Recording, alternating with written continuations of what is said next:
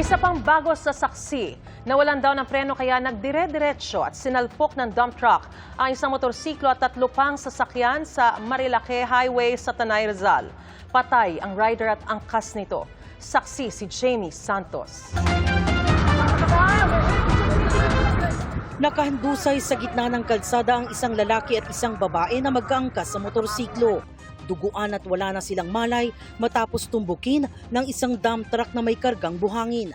Ayon sa paunang investigasyon ng pulisya, nangyari ang aksidente bandang alas 2:30 ng hapon sa JP Rizal Avenue kanto ng Marilake Highway sa Barangay Sampaloc, Tanay, Rizal.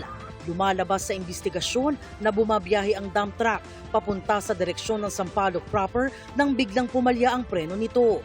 Tinangka pa umano ng driver na umiwas sa sakyang nakahinto sa intersection dahil sa pulang traffic light, ngunit hindi na raw kumagat ang preno.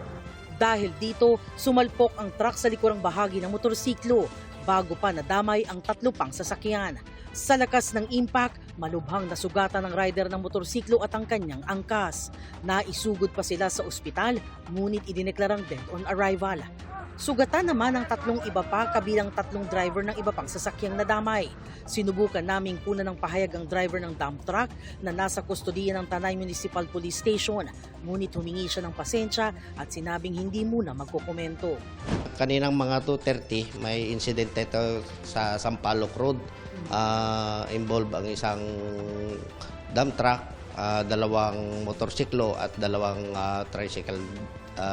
tricycle. Ayon sa ating investigasyon, naka-stop itong motorsiklo kasi doon sa stoplight, naka-red siya. Ayon sa pulisya, nawala ng kontrol ang dump truck bago tumama sa iba pang sasakyan. Dahilan para lumala ang pinsala sa mga biktima.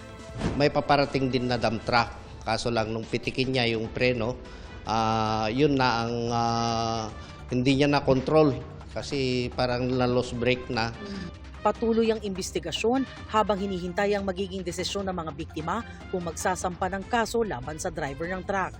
Nasagasaan yung isang motor, tapos nag-left turn siya, kaso lang may mga naka-stop pa rin na mga 2 na tricycle at isang motor. Doon dali din yung 2 tricycle at isang motor. Para sa GMA Integrated News, ako si Jamie Santos, ang inyong saksi. Mga kapuso, maging una sa saksi.